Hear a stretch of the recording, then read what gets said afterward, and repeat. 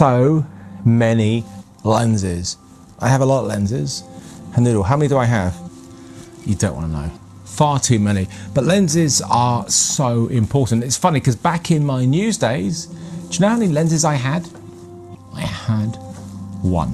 One lens on the camera, a nice big zoom. It covered a range from wide to a really tight. It was like a 22 times zoom.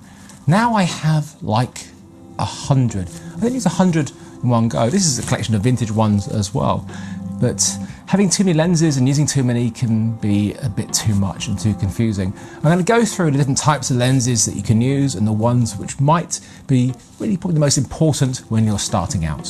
One of the most frequent questions that I get in email and social media is, I want to buy 2 lenses for this camera, which ones do you recommend? And it's a really difficult question to answer because lenses are so different in prices, in features, focal lengths and everything.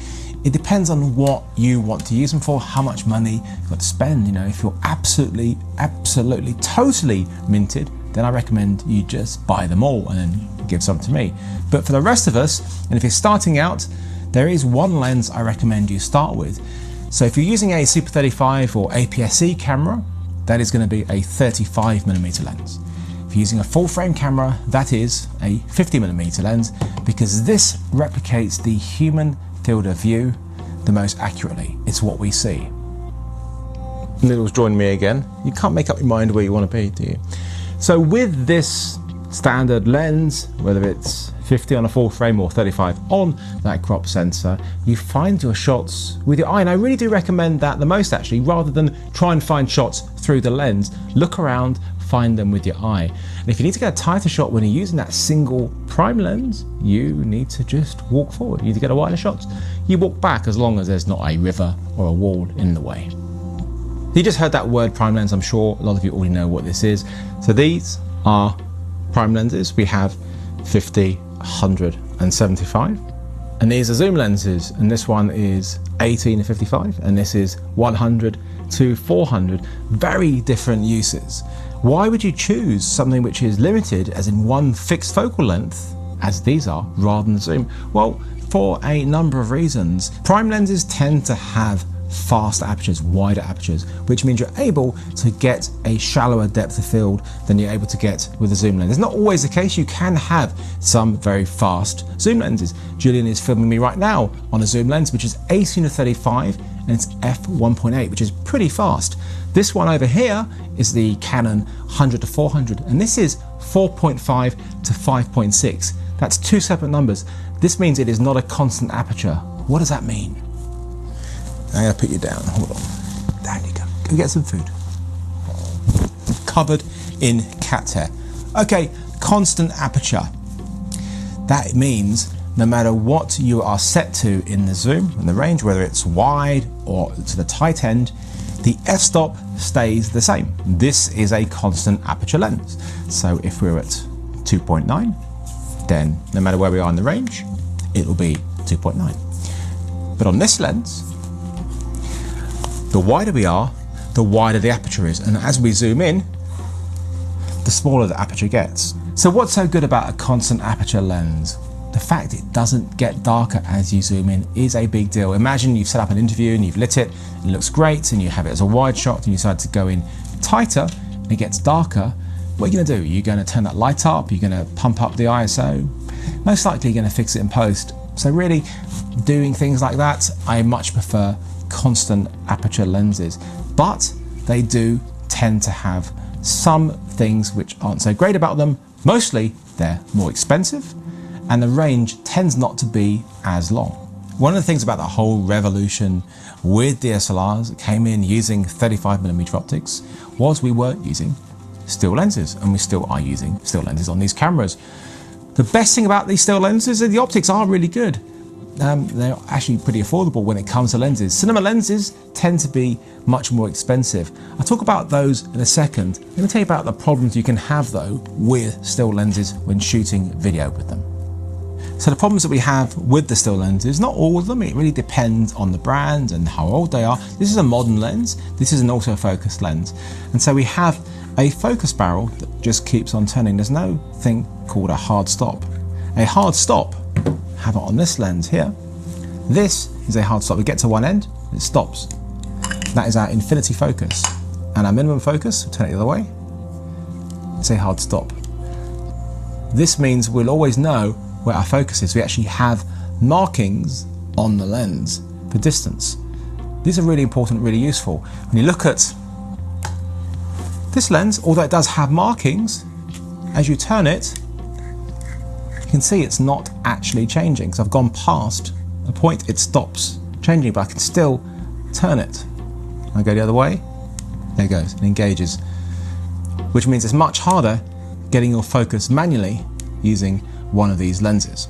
The other thing is the aperture, the iris of the lens. They all have them, but this is an electronic aperture. This is a manual lens. This has a manual aperture on here. This is what I'm used to using. When you have a lens with electronic aperture, you control it through the camera. And you tend to not have the fine control. You can change your exposure via 1/3 of a stop increments. So if you're trying to change your exposure during a shot, it can become a little bit jumpy. If you have the smooth aperture, you can ride your exposure nice and smoothly. This zoom lens, Canon 100-400mm, is actually one of my favourite lenses to use. It's got a terrific long range.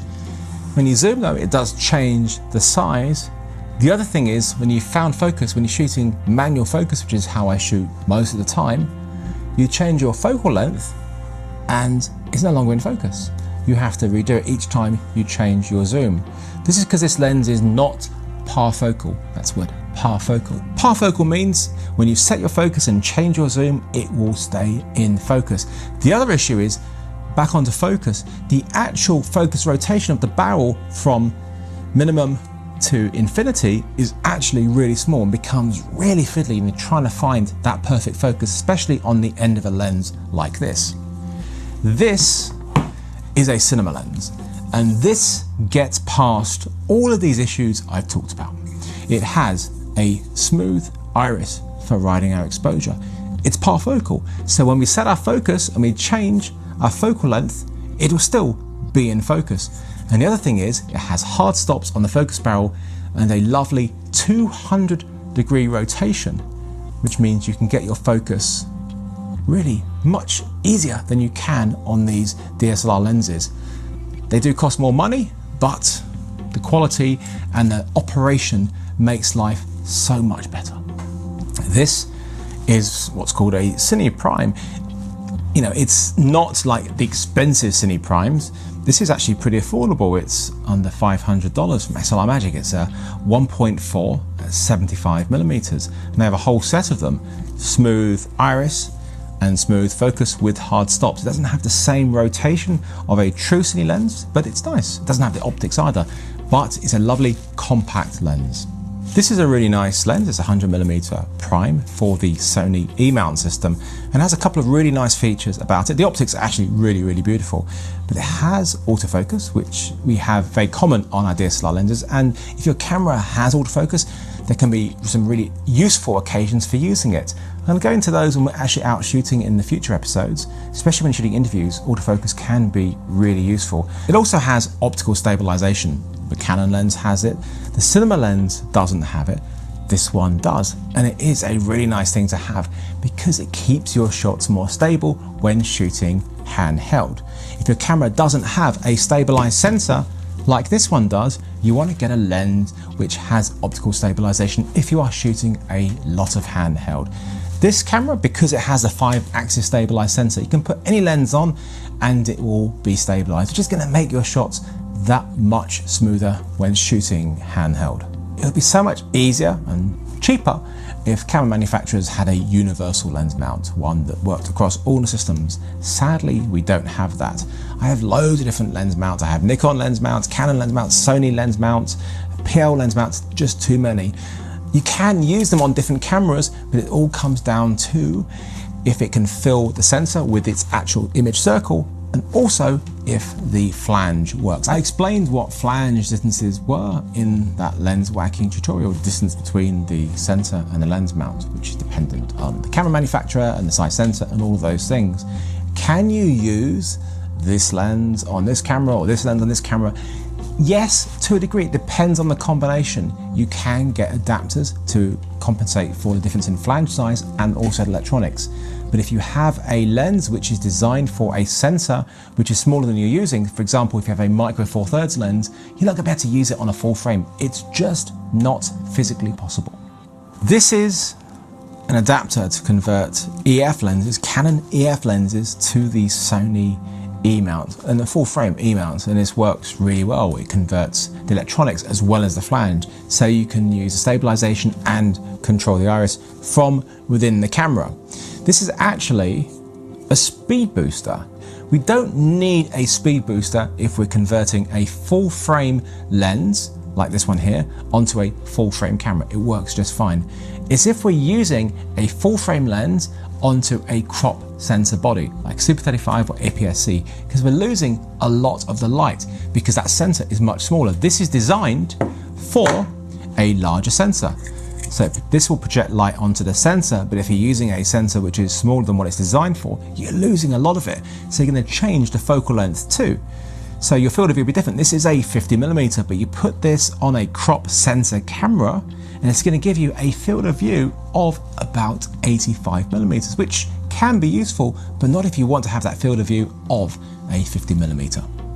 And that's where the speed booster comes in. What we have here, optics, and this adapter has a lens inside it. So you put your lens on the front, it projects light onto the lens in here, which focuses the light onto the smaller sensor, basically giving it the characteristics and also the field of view of that full frame lens. So you put a 50mm on your crop sensor and that field of view will still be 50mm, which is really useful. But if you have a full frame camera already, you don't need this, just need a straight flange electronics adapter. So which lenses do you use for which situation? Well, throughout the series, when we're shooting, I'm going to explain what I'm using and why I'm using. Now it gets on to which ones do you buy. I've already mentioned get a nice standard lens to start with. A fast prime is a really nice way to start. I also think it's nice to have a wide zoom and a telephoto zoom. It's a really good starting ground. These are all modern lenses, and if you are starting out, vintage lens is actually a really cool way to go. This is an old Nikon. This is a 50mm 1.4. It's very old. It's probably as old as me, but optically it's beautiful and the mechanics are really nice. And one of the nice things about Nikon lenses is their flange is greater than the Canon flange, which means it goes on all sorts of cameras, Canons, and it even goes on, if you're still using them, Nikons. And this is a lens from 1840, which is definitely older than me. Well, it's not an original lens from 1840, it's a replica of one, and this gives some really interesting optical characteristics. And there's loads of lenses out there you can pick up cheaply on eBay, experiment with them. They're a lot of fun, and I tell you something, they're a lot cheaper than these. And this is a beautiful anamorphic Cine Prime. This is very special. This is going to give you a truly beautiful look, and if you love those anamorphic J.J. Abrams flares, this is something you want to look at. I will show you the joy of this later on in the series. Are you still eating down there, Percy? Oh, it's Bert. Carry on.